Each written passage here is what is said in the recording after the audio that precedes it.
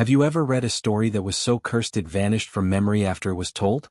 I never believed in curses, until that fateful autumn when I found myself drawn to the forest that everyone in town whispered about but dared not name. I was an ordinary person with an ordinary life, until the forest's eerie call pulled me away from all I knew. I had moved to the edge of a small town in upstate New York to escape the endless monotony of city life. The quiet streets, the rustic homes, and the legendary wilderness offered a chance at a fresh start. Yet even in that serene retreat, tales of the old forest persisted. Locals muttered about a wooded expanse known as the Whispering Forest, a place where the wind carried voices of the past and where shadows danced with a mind of their own.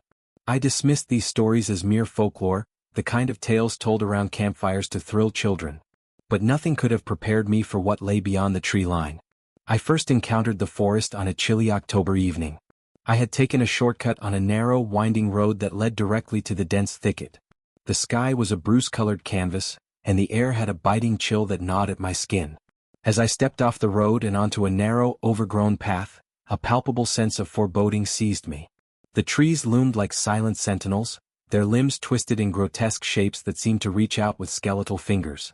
I remember the moment vividly. As I walked deeper into the forest, a sudden, disembodied whisper slithered through the silence. It was soft at first, a susurration that brushed against my ear, but it grew into a chorus of voices, each one laden with despair and warning. At first, I tried to convince myself that it was nothing more than the wind teasing the leaves.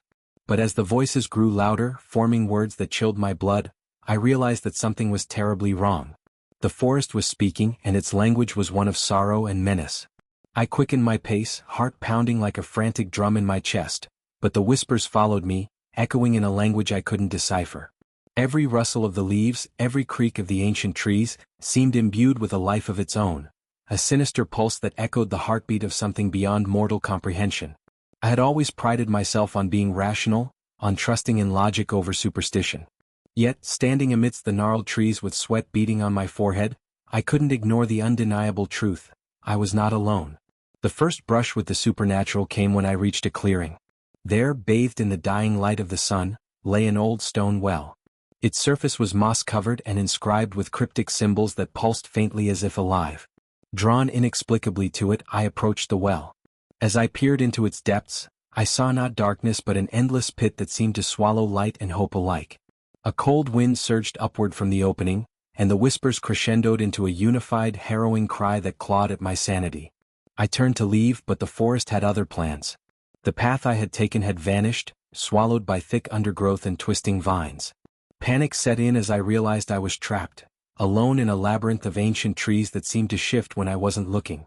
Every direction I turned, the same oppressive silence, and then the same voices, followed me relentlessly. I felt eyes watching from behind every tree trunk and sensed figures lurking in the peripheral shadows. It was as if the forest itself had become sentient, weaving a web of dread around my every step. As night fell, the atmosphere grew even more surreal. The moon, barely visible through the tangled canopy, cast eerie shadows that danced like specters along the forest floor. I huddled beneath a towering oak, its bark rough against my trembling hands, trying to gather enough courage to find a way out.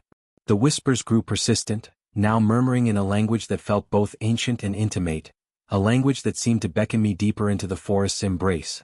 With each hesitant step, the path became more twisted, more labyrinthine, as if the forest itself was determined to trap me within its cursed confines.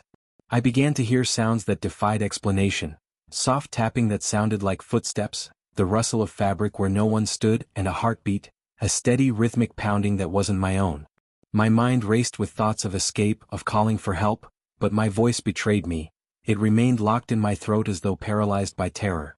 I realized I was not just an intruder in the forest, I was an unwilling participant in an ancient ritual, a pawn in a game whose rules I could not fathom.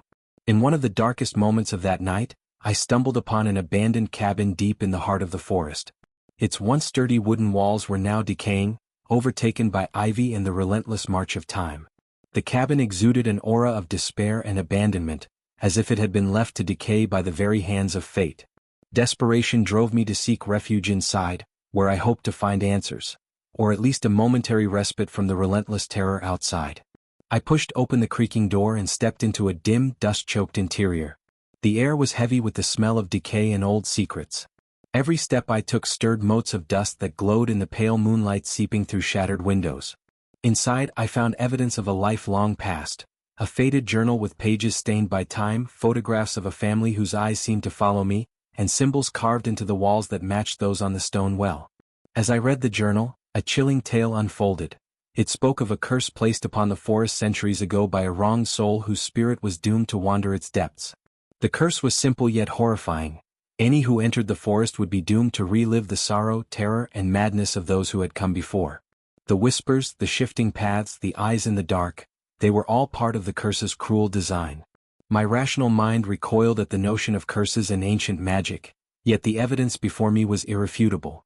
I could almost feel the weight of the curse pressing upon my soul, a slow and inexorable descent into madness. The journal hinted that the forest was not merely a collection of trees and shadows, but a living, breathing entity, a vessel for the tormented souls that had perished within its bounds.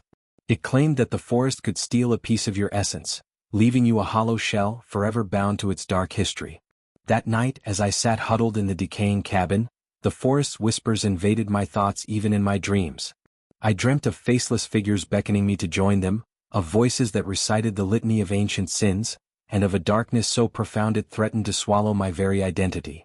I awoke in a cold sweat, disoriented and desperate for escape.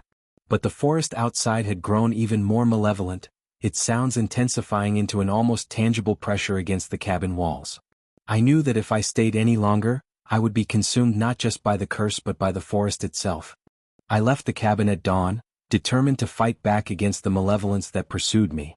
Yet as the first weak light broke through the canopy, I discovered that the forest had changed during the night. The once familiar landmarks had vanished, replaced by an ever-shifting maze of gnarled branches and tangled undergrowth. I walked for hours calling out for help, but my voice was swallowed by the dense silence. My heart pounded with both fear and a desperate hope that I might find a way out, but the forest remained indifferent to my pleas. Then, just as despair threatened to overtake me completely, I encountered a clearing that seemed almost impossibly serene in the midst of the chaos. In the center of the clearing was a solitary figure, draped in tattered clothing and illuminated by a pale, otherworldly light. I approached cautiously, my footsteps muffled by the soft carpet of fallen leaves. The figure turned to face me, and I was struck by the deep sorrow etched into its eyes. Its face was gaunt, with features that seemed to blur and shift as if they were never meant to be fixed. It spoke in a voice that resonated with centuries of grief. "Welcome," it whispered, the word hanging in the air like a benediction and a curse. "You have been chosen to carry our burden." Before I could muster a reply, the ground beneath me trembled. The clearing darkened as clouds swallowed the feeble light, and a terrible realization dawned upon me. I was not merely a wanderer lost in a forest, I was the latest victim of an ancient pact, a cycle of torment that repeated with every soul that dared enter this cursed land. The figure's eyes bored into mine, and in that moment, I felt every regret, every sorrow, and every fragment of despair that had ever haunted the forest's past victims. It was as though I was being pulled into a vortex of memories, each one a ghostly echo of lost lives and unfulfilled promises. As the figure's presence grew overwhelming, I began to see the forest in a new light. Its every whisper, every rustle of leaves, and every shifting shadow was the lament of those who had come before me. I could almost see their faces in the bark of the trees, hear their silent screams in the wind. With each passing moment, the forest seemed to close in around me, the darkness creeping closer until there was no escape. In that moment of utter terror, I understood the true nature of the curse. It was not just a punishment for those who trespassed, but a living repository of human despair and grief. A place where time had no meaning and every soul was trapped in an eternal cycle of suffering. The climax of my nightmare came when the ground split open beneath me. I fell into a chasm of cold, damp earth, landing hard on a surface that felt both ancient and cursed.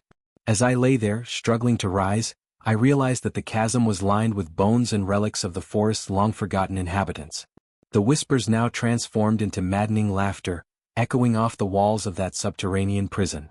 I felt the grip of despair tighten around my heart as I crawled forward, desperate to find a way out. But every step seemed to plunge me deeper into an abyss of horror.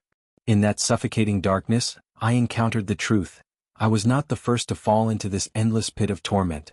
The faces of those who had come before me emerged from the shadows, spectral visages of pain and regret. They circled me, their eyes empty yet filled with an unspoken plea for liberation. I pleaded with them, asking how to break the curse, how to escape the forest's deadly embrace. But their answers were lost in a cacophony of whispers that made my head throb with agony. In that moment, I realized that the curse was not a mere legend. It was a living, breathing horror that thrived on the anguish of its victims. A revelation struck me like a bolt of lightning. The journal from the cabin, the cryptic symbols, even the sorrowful figure in the clearing, they were all part of an intricate tapestry of fate. The curse was a warning, a reminder that some doors once opened could never be closed. I was destined to become part of the forest, another whisper among countless others, my soul forever entangled in the web of despair spun by ancient forces beyond my control.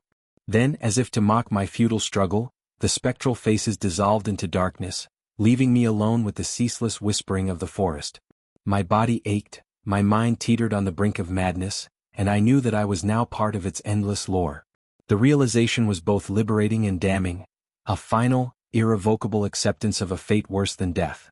The forest had claimed me body and soul, and now I was destined to roam its twisted paths as a ghost, forever echoing the lament of those who had come before. I scrambled back to the surface, emerging from the chasm to find that dawn had turned the sky a sickly gray. The forest was silent now, its oppressive whispers replaced by an eerie calm. I stood at the edge of a clearing, unsure if I was still alive or if I had become a mere shadow of the horror that had enveloped me. Every step away from the forest felt like a betrayal of my own soul, as if leaving would mean abandoning the tortured spirits I now carried within me. The trees, which had once seemed indifferent, now appeared to lean in as if in mourning for what I had become. In the days that followed, I tried to return to normalcy, to convince myself that the experience was nothing more than a horrifying nightmare. But the forest's mark was indelible. I heard its whispers in the silence of my home, saw fleeting shadows at the corner of my eyes, and felt an inexplicable chill that no fire or light could banish. The curse had followed me, a relentless specter that would not be ignored. I began to document my experiences in the hope that someone, anyone, might understand the true nature of the horror that lurks in the depths of nature's forgotten corners. One evening, as I sat by my window watching the last rays of sunlight fade, I received a visit that shattered any remnants of hope I had clung to. A knock at the door, soft yet insistent, interrupted the quiet. Opening it, I found no one there, only a single ancient leaf inscribed with the same cryptic symbols from the cabin. It was a message, a final act of defiance from a force that refused to be forgotten. I knew then that the forest had not finished with me, that its tale was far from over. The leaf was a reminder that every soul touched by the curse was now a part of the forest's eternal lament. I now wander between worlds, the realm of the living and that of the lost, haunted by the whispers of 1,000 souls, each one a fragment of a story that should never have been told. I share my tale not as a warning but as a confession, a plea for redemption, a desperate cry for someone to understand that some horrors are too profound to be contained within the boundaries of mortal reason. The whispering forest lives in every shadow, every rustle of leaves, and every silent moment between heartbeats. I am its messenger, doomed to wander until the curse is finally lifted, or until my own voice fades into the eternal chorus of despair. Even as I write these words, I sense the forest's presence at the edges of my vision. Its whispers echo through my mind, a constant reminder of the night I became a part of its dark legend. And so what would you do if you heard the call of a forest that promised eternal sorrow and despair? Would you dare to listen or would you flee, leaving behind the echoes of a curse that could claim your very soul?